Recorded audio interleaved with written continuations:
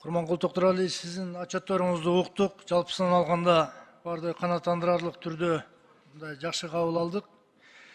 Бирок анча-мынча халықтың арасында маселелерибиз бар. Сиз менен биз дагы Ноокат районунда эл менен жолукканда элден көп талаптар, суроолор түшкөн. Сиз өзүңүз республиканы бүт түрө кыдырып, ошол кезде мен дагы Ноокаттын депутаты катары сиздер менен чогуу ошол чогулушта болгон болчумун. Ноокат районунда азыр борборунда центрде барсаң бут коерго жер жок. Дагы эле жана пробка, жана өзгөндө объездной жол курулуп атыптыр. Бул жакшы жөрөлгө.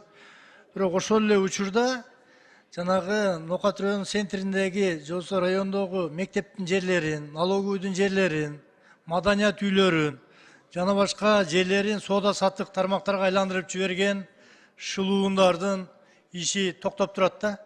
Ачыгын айтканда бир менде маалымат жок экен. Ноокат районунун прокуратурасы ушул боюнча мындай кылган жумушу көзгө көрүнбөй атат. Ачыгын айтайын. Баягы эле мамлекеттик жана мектептин площадкаларында магазиндер курулуу боюнча жана башка эч кандай бир же болбосо сотко берип же сот тарабынан жанагы жеке тараптарга чечип коюп аткан учурлар болуп атат. Ошого кандай дейсиз?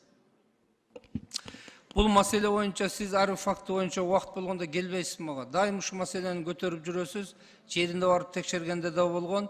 Мектептин территориясына магазин салып алуу боюнча мен эсимде, бирок чечилген аз так айтып бере албайм. Бир өтсөңүз мага. Құрманқұл Тоқтарәлиевич, мен өзүм депутат катары Ноокат районунун прокурорун, акимди, мэрди эрişтип алып, кыдырып, ар бир объектти көрүп чыккам, комиссионный. Ошодон да кийин да жыйынтык болбой атат. Көрсөткөм көзүнө сайып, ошо прокурордун жыйынтык бар же жогун сизге айтабыз. Сиз бир убакытта келиңчи ошо фактылар менен. Сөзсүз, Мен тактап алайын өзүм. Анан кийин Құрманқұл Тоқтарәлиевич, мындан бир аз жыл мурун убакытта министр здравоохранения Алымкадыр Бейшеналиевди башкы прокуратура иш козгоп камаган болчу. Кийин азыр чыгып, азыр кайрадан көрүп атасыздар, министр здравоохранения болуп отурат. Мен өткөндө жогорку трибунага чыгып айткан фактылар айтып бердим. Ушуларга как башкы прокурор катары жана мэрим деген секретарын актаган судья Верховный соттун судьясы экен, күйөөсү Минздравдын первый замы экен. Буга мындай моралдык, юридикалык как ген прокурор катары кандай баа бересиз? Сиздин парламентте жасаган билдирүүңүздү билебиз. Комиссияда түзүлдү.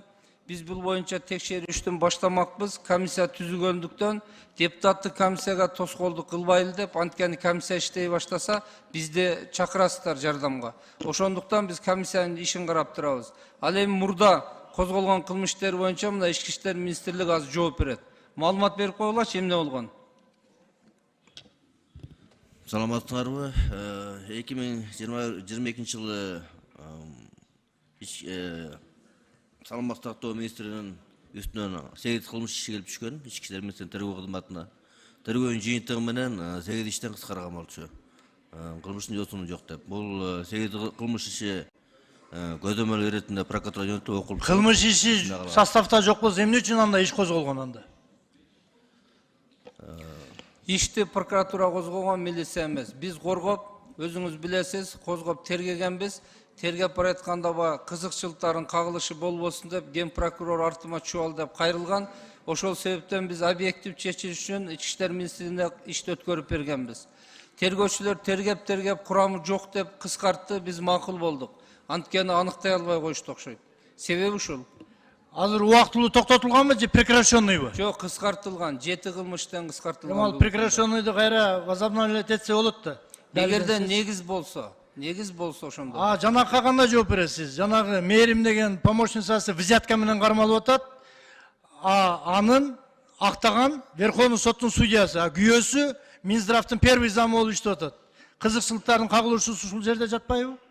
Жатышы мүмкүн сиздин билдирүүңүзгө караганда. Мына депутат комиссия ишин баштасын, биз чогуу аракет кылабыз, аныктайбыз, андайын баа берели. Рахмат. Эми бул депутаттык комиссияда бул тергөө полномочиялары жок.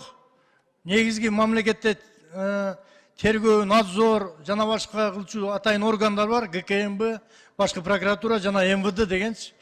Депутаттык комиссия жалпысынан алып маалыматтарды сиздерге кайра эле жыйынтык менен берет, бирок алдын ала тергөө амалдарын объективдүү карап берүүңүздөрдү мен сөзсүз объекти каралат.